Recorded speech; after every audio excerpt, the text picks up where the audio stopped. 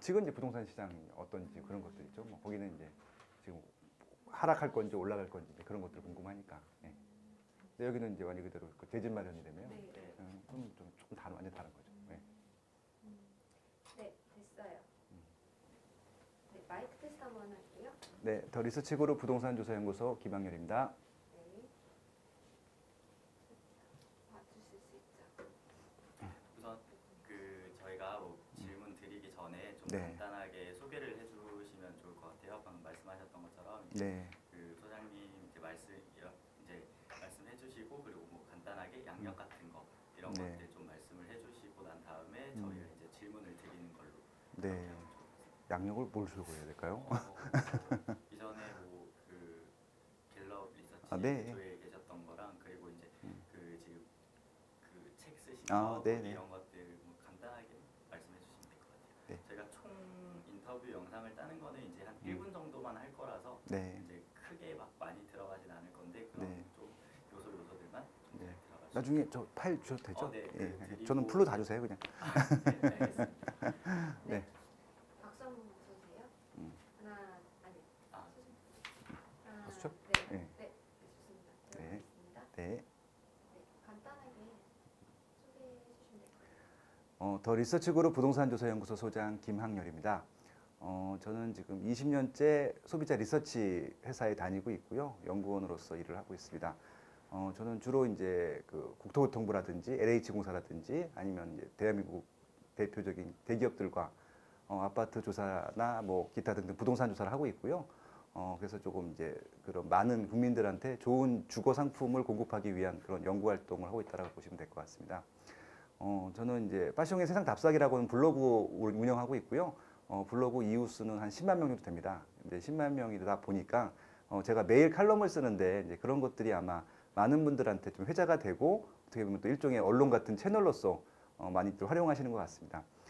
그리고 이제 책을 몇 권 냈는데요. 지금 개인 책으로는 6권 냈고 공조까지 해서 13권 냈는데 최근에 나온 책은 지금도 사야 할 아파트는 있다라는 책입니다.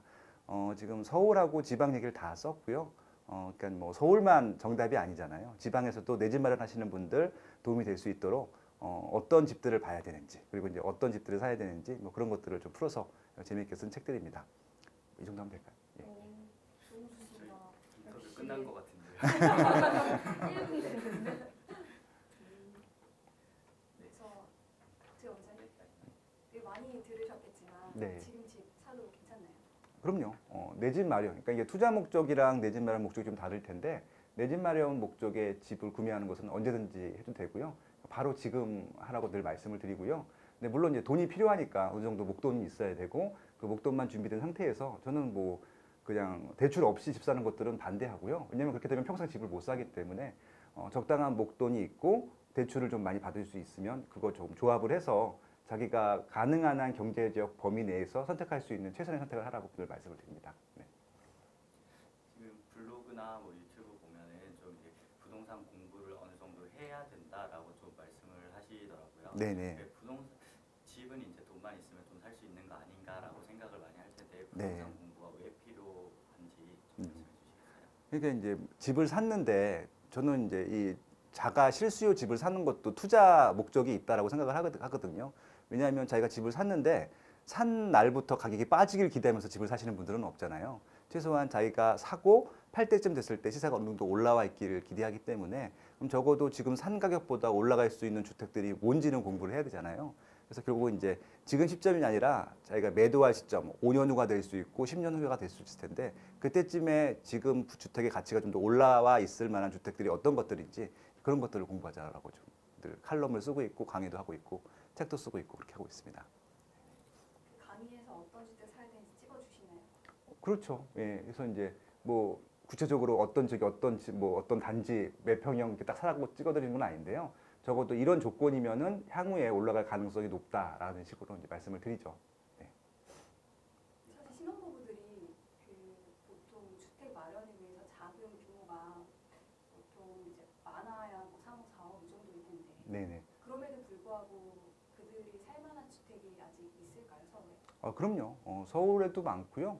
그러니까 많은 분들이 서울에다가만 국한을 시키시는데 지금 1기 신도시나 2기 신도시를 또 주변에 있는 위성 도시를 개발한 목적이 서울에 이게 서울 수요가 굉장히 많은데 다 수용을 못하기 때문에 정부에서 그러니까 서울 역할을 하는 주변 도시들을 개발을 해준 것들이거든요. 그래서 서울 지역과 좀 권역을 넓혀서 인천이라든지 경기도까지 이렇게 좀 이렇게 범위를 넓힌다고 하면은 충분히 뭐 3, 4억 정도라고 하면은 충분히 고를 만한 주택은 많습니다.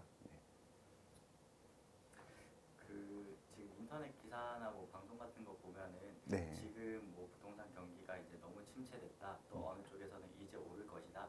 이런 의견들이 너무 다양하게 있는데 좀 네. 이런 것들을 좀 내 관점에서 좀 보려면 어떻게 해야 되는지. 네. 그러니까 이제 많은 분들이 지금 집을 사서 빠질 수도 있고 오를 수도 있거든요. 거기에 너무 민감해 하시는 것 같아요. 어차피 지금 집을 샀으면 바로 내일 집을 팔 게 아니잖아요. 그러니까 한 5년 후에 10년 후에 팔 텐데 저희가 이제 그 국토교통부랑 주거 실태 조사라는 것들을 한 10년 동안 한 적이 있었거든요. 거기 보면은 자가로 집을 산 사람들 같은 경우는 한 9.8년 정도 자가로 한 집에 거주해야 한다라는 평균치가 있습니다. 그러면 보통 집을 사게 되면 10년 정도 거주하기 때문에 지금 문제가 아니라 10년 후에 가격이 오를 건가 내릴 건가를 판단해 보셔야 될 텐데, 그러니까 지금 오르고 내리기에서 좀 이렇게 좀 둔감하셨으면 좋겠고요. 거기에 좀 민감하지 않으시면 좋을 것 같아요. 그래서 결국은 이것들은 대부분 집이 없으신 분들이 더 민감해하세요. 그러니까 집이 있으신 분들 같은 경우 오히려 신경을 거의 안 쓰시거든요. 그래서 저는 일단 집을 사고 고민을 하시면 좋겠다고 제안을 드리고요. 집을 사게 되면 고민을 보통 안 하십니다. 예, 그렇게 좀 제안 드리고 싶네요. 네.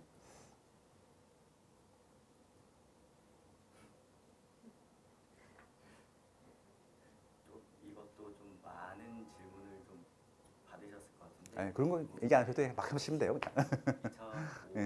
2005년랑 음. 내년까지 좀 부동산 시장 자체를 계속 어떻게 보시는지. 지금 좀 계속 하락세다 하는데 이게 20년까지도 계속 지속된다고 이제 예상을 하시는지.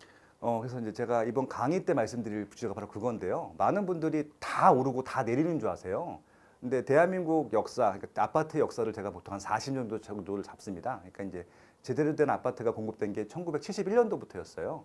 그러니까 예를 들어서 반포 주공 1단지, 그다음에 여의도의 시범 아파트, 뭐 동부 이촌동의 한강맨션 그런 것들이 그때 공급이 됐는데 그로부터 한 40년이 흘렀는데 그때부터 모든 아파트가 오르고 모든 아파트가 내리고 이런 적은 단 한 번도 없었는데 이게 평균으로 자꾸 얘기를 하려고 하다 보니까 그렇게 되는 것들이거든요. 최근 2017년도, 18년도 들어서 서울이 굉장히 많이 올랐어요. 굉장히 많이 올랐는데 놀라운 것은 서울이 오를 동안에 서울을 제외한 나머지 지역들은 다 빠졌거든요. 그리고 이제 서울에서도요. 다 오른 게 아니라 한 60%, 70%만 올랐고 20, 30%는 안 오르거나 빠졌거든요. 근데 그런 얘기를 아무도 안 해요. 그래서 결국은 이게 지금 집값이 오르고 내리고의 문제가 아니라 아까 말씀드린 대로 과연 지금 집을 사서 내가 팔 시점이 됐을 때 이 집이 올라가 있을 것인가 내려가 있을 것을 좀 시점을 멀리 두면 되는데 자꾸 가까이 두려고 하다 보니까 이게 문제들이 생기는 것들이거든요. 그러니까 저는 뭐 대세 상승, 대세 하락 말하는 사람들이 별로 좀 마음에 안 들어요. 왜냐하면 그건 현혹시키는 것들이거든요. 그러니까 지금 막 뭐 갑자기 시세가 하락하고 있어. 그럼 어떡하라는 얘기예요? 그럼 집에서 나오라는 얘기인가? 그런 것도 아니잖아요. 그러니까 지금 집을 갖고 계신 분들한테는 그게 또 굉장히 좀 신뢰가 되는 말이잖아요. 그러니까 제가 단적으로 말씀드리면 비율이 자가가 60%고 이제 자가가 아니신 분들이 40%거든요.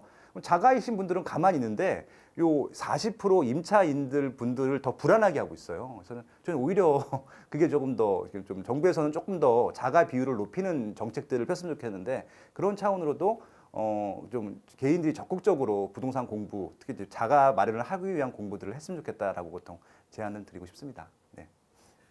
그러면은 이번에 이 강의를 들으면은 그런 준비를 할 수 있는 공부가 다 좀 가능할까요? 그러니까 부동산 공부를 뭐 저처럼 뭐 전문가가 되기 위해서 공부할 필요는 없잖아요.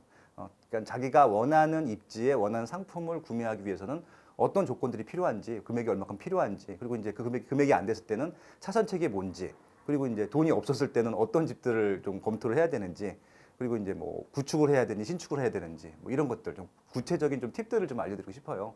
왜냐면 저도 20대 때 결혼하고 30대 중반에 집을 마련하는데 그 과정에 겪은 시행착오들이 있거든요. 그런 시행착오들은 겪게 해주고 싶진 않아요, 후배님들한테. 그래서 저는 처음부터 조금 이제 부동산 시장에 관심을 갖고 조금 내가 바로 매수한다라는 마음으로 접근하게 되면은 물론 당장 매수하지 않고 전세나 월세부터 시작할 수는 있는데 그 기간 동안에도 공부는 해야 되잖아요. 그래야 다음에 자가를 할 수 있는 가능성이 높아지는 것들이기 때문에 그런 좀 팁들을 알려드리고 싶습니다. 보고다. 네. 네. 이게 반복되는 질문이긴 한데. 네.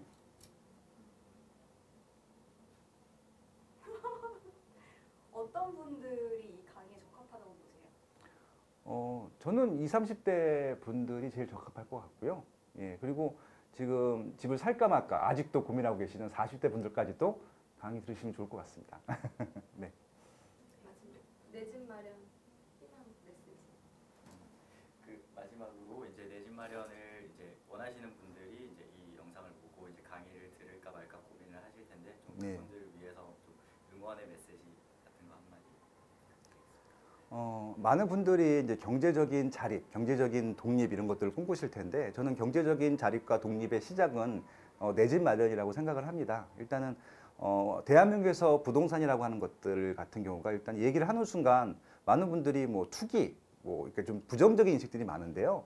그냥 저희 부모님들과 함께 살았던 그런 보금자리라고 한번 생각을 해보세요. 이게 이제 투기의 공간인지 과연 보금자리의 공간인지는 스스로 판단하실 수 있을 것 같고요. 그런 보금자리를, 나만의 보금자리를, 내 가족과 살 수 있는 보금자리를 어떻게 하면 조금 더 효율적이고 빨리 마련할 수 있을까? 예, 그런 차원으로 좀 접근해 보신다고 하면은 내 집 마련이 저는 모든 경제 활동의 가장 시작이라고 생각을 하고 있기 때문에 좀 많이 들으러 와 주셨으면 좋겠습니다. 네. 마지막 이 강의를 통해서 많은 것을 배워서 경제적 자유를 누렸으면 좋겠습니다로 마무리해 주시면 될 것 같아요. 네. 네, 한 번만 다시 할게요. 네. 마지막 멘트로. 네, 네. 그래서 이 강의를 통해서요, 좀 경제적인 자유, 경제적인 보금자리 이런 것들을 좀 획득하시는데 적극적으로 좀 활용하셨으면 좋겠습니다. 네. 강의 시간에 뵙겠습니다. 네, 강의 시간에 뵙겠습니다.